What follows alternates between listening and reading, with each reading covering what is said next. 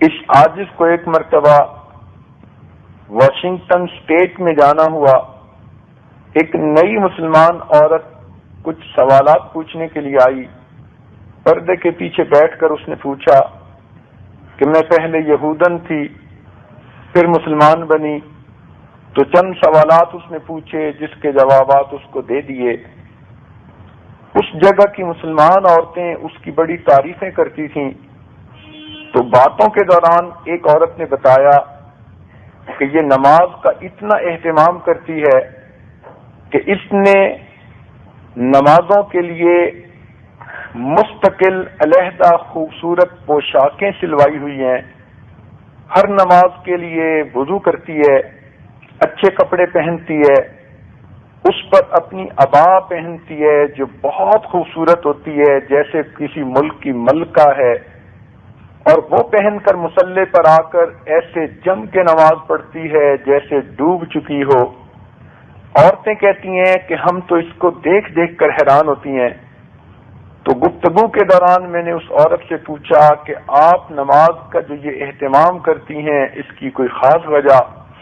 اس نے کہا میں نے قرآن مجید میں پڑھا اللہ تعالیٰ نے مردوں کے لیے حکم فرمایا خذوا زینتکم عند کل مسجد، تم اگر مسجد میں آؤ تو زینت اختیار کر کے آؤ. میں سمجھ گئی کہ وہ چاہتے ہیں کہ مصلی پہ میرے سامنے جو ہاتھ باندھ کر کھڑا ہو اس نے صاف ستھرے کپڑے پہنے ہوئے ہوں. اور دنیا کا بھی دستور ہے کہ جب کسی دفتر میں کسی افسر کے سامنے کوئی پیش ہوتا ہے تو اچھے لباس میں جاتا ہے. تو کہنے لگی میں تو احکم الحاکمین کے سامنے کھڑی ہوتی ہوں، اس لیے میں پوشاک پہن کے حاضر ہوتی ہوں کہ میرے مولا اسے پسند کرتے ہیں.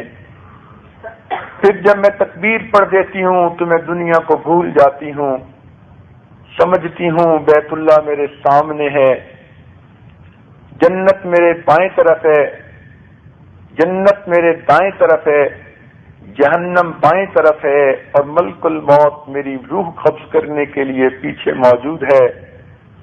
اور یہ میری زندگی کی آخری نماز ہے جو میں پڑھ رہی ہوں. سبحان اللہ، اللہ کی ایسی نیک بندیاں بھی آج دنیا میں موجود ہیں جو اپنی ہر نماز کو زندگی کی آخری نماز سمجھ کر پڑھتی ہیں. تو عورت کے دل میں اگر نیکی کا جذبہ آ جائے تو پھر یہ نیکی کے بڑے بڑے بلند مقامات حاصل کر لیتی ہے. اللہ تعالی نے گو اس کو نبیہ نہیں بنایا مگر نبیوں کی ماں ضرور بنایا ہے. نبی اس لیے نہیں بنایا گیا کہ نبی جو آتے ہیں تو ان کے ذمے انسانوں کی تربیت ہوتی ہے. اب عورت ہو اور غیر مردوں کی تربیت اس کے ذمے ہو تو یہ کتنا مشکل معاملہ ہے. اس لیے شریعت نے عورت کو قاضیہ اور چیف جسٹس بنانے کی اجازت نہیں دی کہ دونوں میں مدعی اور مدعا علیہ دونوں کو سامنے دیکھنا پڑتا ہے، ان کے حالات کا جائزہ لینا پڑتا ہے، کھود کرید کرنی پڑتی ہے. تو غیر محرم مردوں کے احوال میں عورت اگر دخل اندازی کرتی تو فتنے ہوتے. ان فتنوں کے سد باب کے لیے شریعت نے یہ بوجھ عورت کے سر پر نہیں رکھا. اس کے سوا ولایت کے جتنے بھی مقامات ہیں وہ عورتیں حاصل کر سکتی ہیں. یہ قرآن مجید کی مفسرہ بھی بن سکتی ہیں، نبی علیہ الصلوۃ والسلام کی احادیث کی روایت بھی کر سکتی ہیں. بلکہ ایک کتاب درس نظامی کے اندر موجود ہے، جو بھی عالم بنتا ہے اس کتاب کو ضرور پڑھتا ہے. امام ابو جعفر طحاوی رحمۃ اللہ علیہ کی طحاوی شریف. یہ کتاب کیسے لکھی گئی؟ امام صاحب حدیث بیان کرتے تھے اور ان کی بیٹی اس کتاب کی املا کیا کرتی تھی.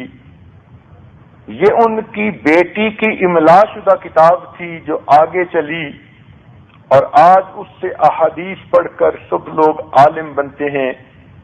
یوں سمجھیے جتنے لوگ بھی عالم بن رہے ہیں ان کے علم میں امام ابو جعفر رحمۃ اللہ علیہ کی بیٹی کا حصہ بھی موجود ہے. یہ سب کے سب ان کے روحانی شاگرد بن گئے. تو عورت ایسے ایسے بھی نیکی کے کام کر سکتی ہے کہ قیامت کے دن کروڑوں انسانوں کو علم پہنچنے کا وہ ذریعہ بن جائے.